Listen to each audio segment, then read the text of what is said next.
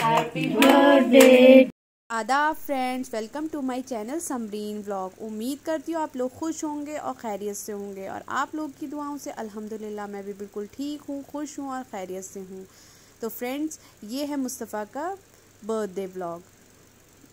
Friends, आप लोगों को पता है रोज़े चल रहे हैं, तो हम लोगों ने मुस्तफ़ा से बोला कि बेटा हम आपका बर्थडे सेलिब्रेट अभी नहीं करेंगे, और रोज़ों के बाद इंशाल्लाह हम आपके फ्रेंड्स को बुला के एक पार्टी कर देंगे। तो मुस्तफ़ा बोले ठीक है। तो मुस्तफ़ा थोड़े अपसेट थे, वो सोच रहे थे कि हम लोग कुछ भी नहीं करेंगे। मुस्तफ़ा का बर्थडे था 6 अप्रैल में, और ये 5 अप्रैल का रात के 12 बजे का वीडियो है।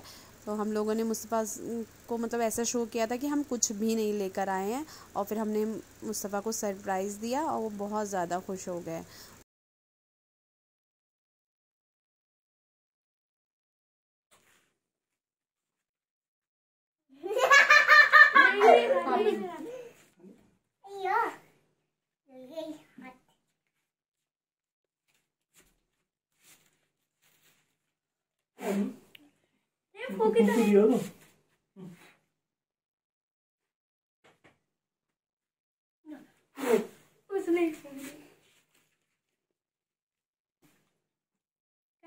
क्या नहीं, प्लीज।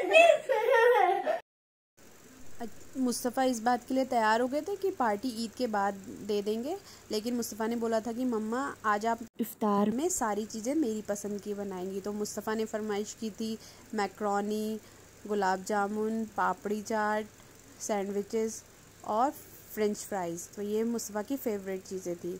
तो मैं फिर सुबह उठ के लग गई काम में। फ्रेंड्स, जैसे कि आप लोगों को मैंने बताया था कि मेरा रेडिएशन अभी दिसंबर में ही कंप्लीट हुआ है, तो मैं बहुत जल्दी थक जाती हूँ, लेकिन फिर भी बच्चों की खुशी के लिए करना पड़ता है, और अगर हम कोशिश करें तो हम सब कुछ कर सकते हैं। तो बस सुबह उठते ही मैंने अपना किचन संभाल लिया और बनाने लगी मैं मुस्तफ़ा की फ़ेवरेट चीज़ें।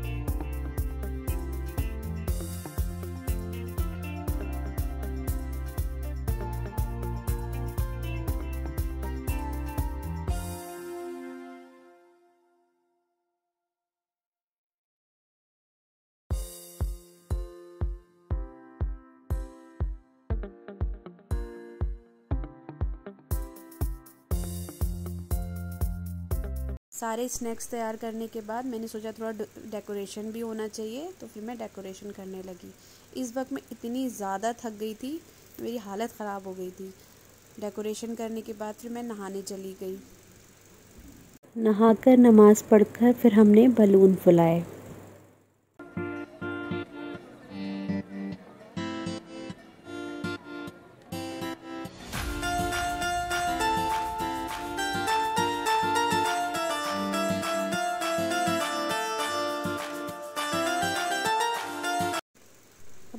अब बिल्कुल रोज़े का टाइम था, तो मैंने फ्रेंच फ्राइज़ फ्राई किए और सैंडविचेस बना के रख दिए थे, बस ग्रिल करने रह गए थे।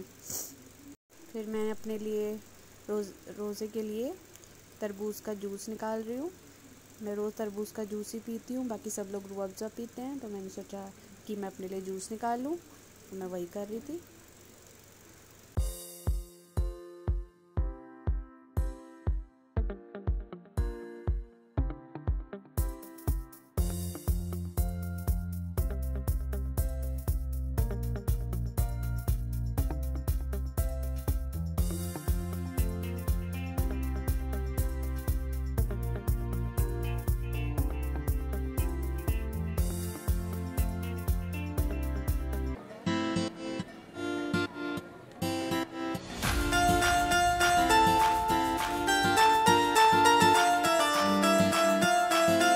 फाइनली अल्हम्दुलिल्लाह सब तैयार हो गया टाइम से, और बच्चे ऐसे बैठे हैं जैसे सबसे ज़्यादा रोज़ा बच्चों ने ही रखा हुआ है।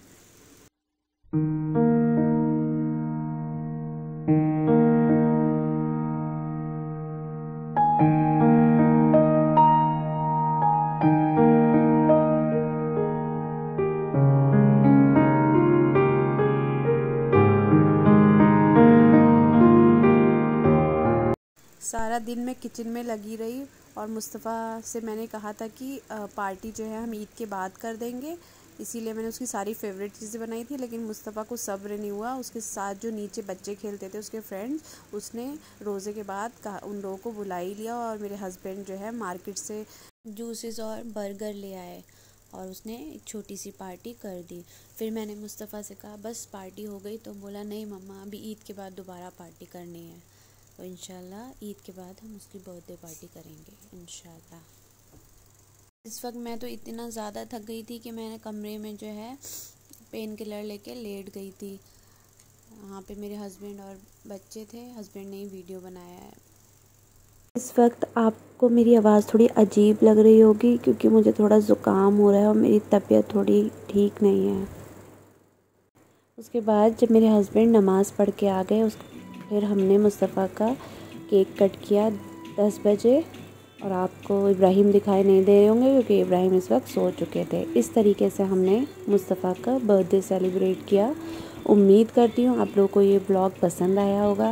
अगर आपको मेरा वीडियो पसंद आया है तो प्लीज़ इसे लाइक कीजिए, शेयर कीजिए, मेरे चैनल को सब्सक्राइब कीजिए, और बराबर में जो बेल आइकन है उसको ऑन कर दीजिएगा। टेक केयर, अल्लाह हाफिज़।